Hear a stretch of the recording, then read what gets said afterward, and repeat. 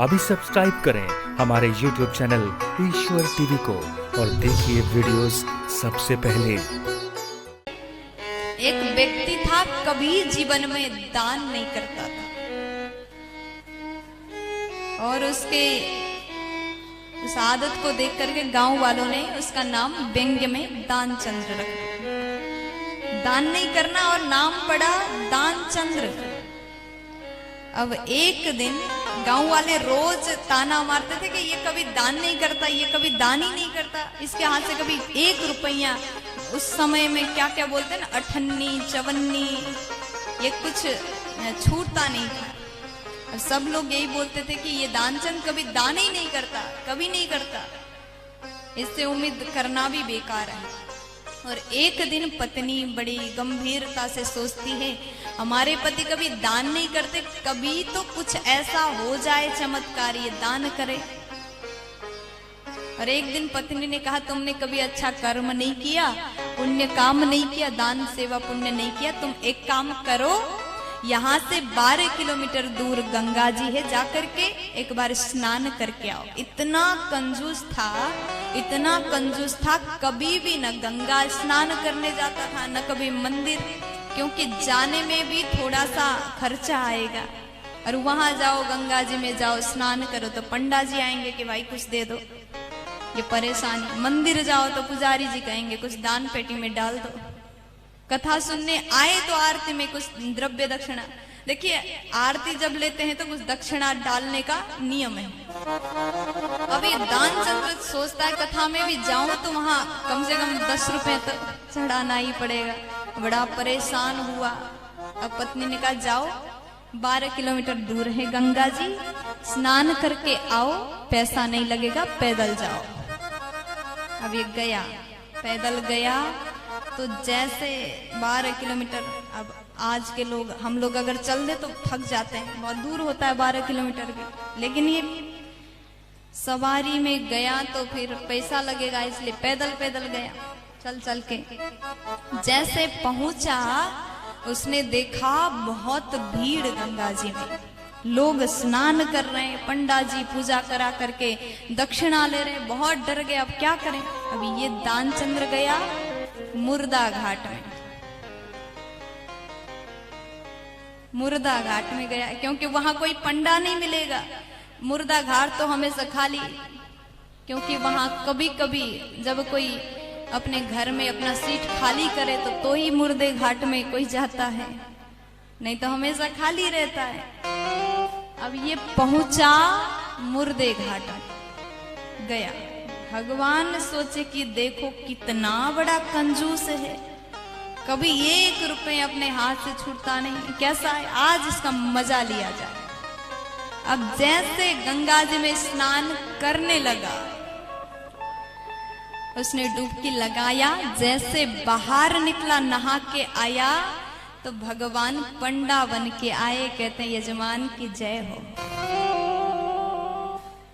अब जैसे दानचंद्र ने देखा, यहां भी पहुंच गया, पंडा जी आ गए। वो दानचंद कहता कि आप कैसे आए यहाँ पर, ये तो मुर्दा घाट है। तो यहाँ भगवान कहते पंडा रूप में आए। भगवान बोले कि देखो, मैं तो यहीं पर रहता हूं, मैं संतोषी ब्राह्मण हूं, मैं कुछ नहीं लेता ज्यादा, कभी कभी यहाँ भी कोई यजमान आते हैं तो मैं संतोषी ब्राह्मण हूं, मैं 1 साल के लिए एक ही बार ले लेता हूं। अब इसके ऊपर और ज्यादा आपत्ति आ गया। अब क्या करें, ये तो 1 साल भर के मांगने वाले हैं। अब उसने कहा कि देखो भाई, मैं तो नहीं दे सकता, वैसे तो मैं मुर्दा घाट में आकर के नहा रहा हूं, मैं कुछ दे नहीं सकता, उम्मीद मत रखो। भगवान बोले कोई बात नहीं, 6 महीना की दे दो, साल की नहीं तो 6 महीना चला दो। अब ये बोला नहीं नहीं, ऐसा नहीं हो सकता। तो भगवान ने बोले, उस समय ढेला चलता था, ढेला जानते? अब मैंने सुना है, देखा तो नहीं है। अब दानचंद्र ने कहा कि ठीक है, एक ढेला देने के लिए मैं तैयार हूं। अब भगवान बोले ठीक है, तो आप दीजिएगा एक धेला, अभी दो, संकल्प करो। दानचंद्र कहता नहीं नहीं, अभी अभी मेरे पास में नहीं है, घर में आना, उधार रख लिया, एक धेला भी उधार रख लिया। और उसके बाद में दानचंद्र ने कहा कि पंडा जी आप घर में आना।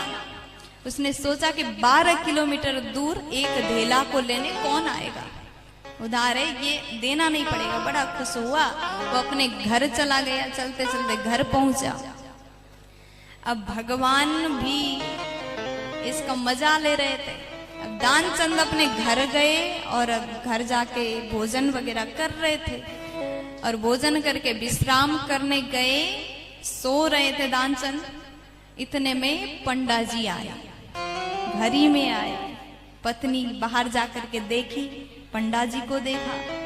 अब दौड़ करके पत्नी अंदर गई, पति को बताया कि पतिदेव आपने जब गंगा जी गए थे तो कुछ दान के बोला था। अब पत्नी ने पूछा, दानचंद कहते हैं कि हाँ बोला था, एक धेला के बोले थे मैंने, अब क्या करें।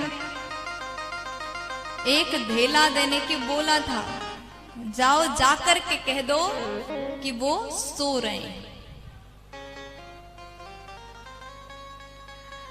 जाकर के पत्नी ने कहा कि वो सो रहे हैं, बाद में आना।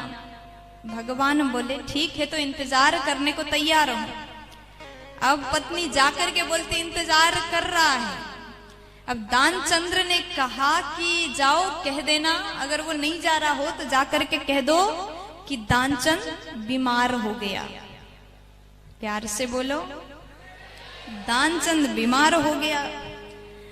अब पत्नी गई, जाकर के कहती हैं कि क्या करें पंडा जी, वो तो बीमार हैं, आप बाद में आना। अब भगवान बोले कि राम राम राम, मेरा यजमान बीमार है, मैं कैसे छोड़ के जाऊं, अब उसको ठीक करके ही जाऊंगा। वहीं बैठ गए। अब और ज्यादा संकट। अब पत्नी अंदर गई, कहने लगी पंडा जी तो बैठे हैं, कह रहे हैं यजमान बीमार है, छोड़ के जाना धर्म नहीं है, अब क्या किया जाए। तो दानचंद इतना जिद्दी था, देने के लिए इतना बच रहा था। दानचंद्र कहता है जाओ जाकर के कह दो कि दानचंद्र मर गया, मर गया कह दो। पत्नी गई है, अब क्या करें, कैसे बोलें, अपने पति को मर गया कहना पड़ रहा है, देना भी नहीं है, अब बोलना तो पड़ेगा। अब गई झूठी झूठी रोने लगी, कहती है कि पंडा जी क्या करें, वो तो भगवान के प्यारे हो गए, बहुत बड़ा संकट मेरे जीवन में टूट पड़ा। झूठे ही रोने लगी। अब भगवान बोले राम राम राम, बहुत गलत हुआ आपके साथ में, आपके पतिदेव चले गए, अब मेरा यजमान मर गया है, उनका मृत्यु हुआ तो मैं अंतिम संस्कार करके ही जाऊं। इधर दानचंद्र अपने श्वास को रोक करके पड़ा हुआ था, सांस रोक करके पड़ा हुआ था। भगवान आए। अब जब रोने लगी, रोना तो पड़ेगा कि नहीं, रो रही है कि छोड़ के चले गए, चिल्ला चिल्ला करके रोने लगी। गांव वाले सब आए, ये बहुत गलत हुआ, दानचंद मर गया, सब हल्ला हुआ, गांव वाले आए।